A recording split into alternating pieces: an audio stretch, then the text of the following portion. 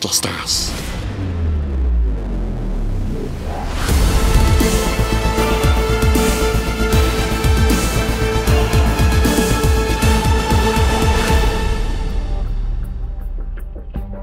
La performance capture.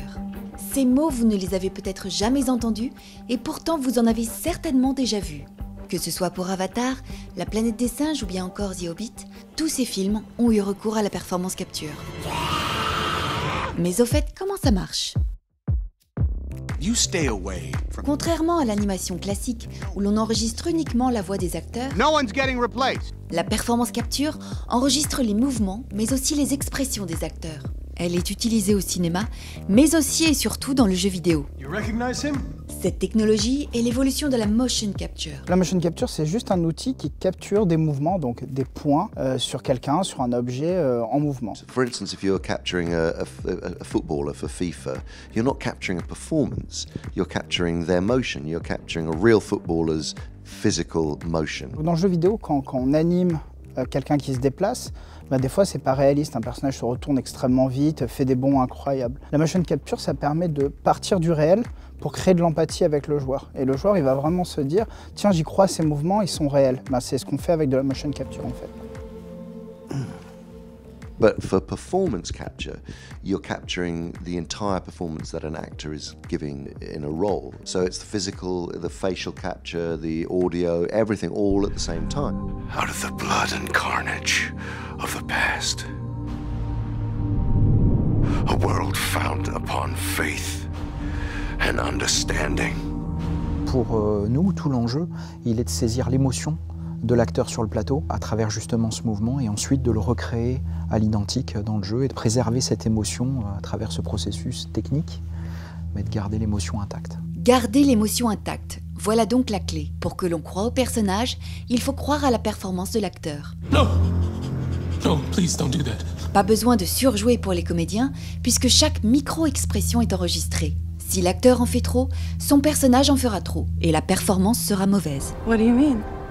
They made a promise to me. They said, you're gonna see your performance up there. I said, okay, well, I need to, push it up a notch, turn it to 11. Do I need to overact? They said, no, the opposite. We want you to just do your craft, what we hire you for. They recorded every single line, every smirk, every micro-expression. If I were to push it, it would look insane, because what you see is what you get. Mais alors, si la performance de l'acteur est au centre, pourquoi aujourd'hui n'est-elle pas reconnue en tant que telle ? En effet, par exemple, aucun acteur de performance capture n'a été jusqu'à ce jour nommé aux Oscars. Glorious prize. Je crois que dans l'inconscient des gens, on se dit c'est artificiel. C'est quelque chose qui a été recréé par ordinateur.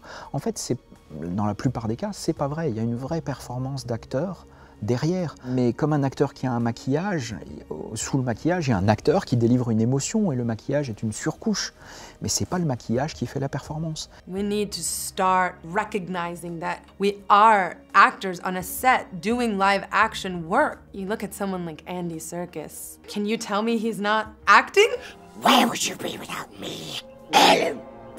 People think that there's a mystery to the creation of a character for performance capture, but it's really not. You're embodying that role, you're creating the psychology, the back history of the character, of physicality, the emotions. The one sort of vital part of the process is learning how to connect with the avatar character that you're playing. Mais alors, cette technologie pourrait-elle évoluer au point où l'on pourrait se passer des acteurs ? Peut-être que technologiquement, un jour, on sera capable de recréer intégralement des performances sans acteurs à la base. La question après, est-ce que les réalisateurs, eux, auront envie ? Est-ce que les spectateurs auront envie de savoir que ce qu'ils voient à l'image n'existe pas du tout et est totalement artificiel. Je pense que même quand on va voir un film comme Avatar, qui est largement en 3D, derrière ces personnages en 3D, il y a une performance d'acteur, il y a une vraie voix, il y a une vraie émotion. Et ça, on le perçoit. Si demain, il n'y a plus ça non plus, je ne sais pas si les gens auront envie d'aller le voir, mais je ne sais pas non plus si les gens qui font ces films auront envie de continuer à les faire de cette manière. Je sais qu'en tout cas, moi, en tant que réalisateur, ce que j'aime dans mon métier, c'est la relation avec les acteurs, c'est le travail avec eux, c'est de les amener à un stade où ils sont dans cet état d'esprit, dans cette émotion qu'on va essayer de transmettre. Si demain il faut que je programme ou que j'explique à un programmeur quelle émotion je veux, je ne suis pas sûr que ce métier continuera de m'intéresser. Mais honnêtement, je ne pense pas que ça se produira de mon vivant. Je pense qu'on est quand même technologiquement encore assez loin de ça. Que ce soit dans le jeu vidéo ou bien au cinéma, la performance capture est un formidable outil permettant à l'acteur d'incarner visuellement n'importe quel personnage. You are special. Cette technologie pourrait-elle être l'avenir du cinéma? Elle a déjà bien fait ses preuves. I'm with her.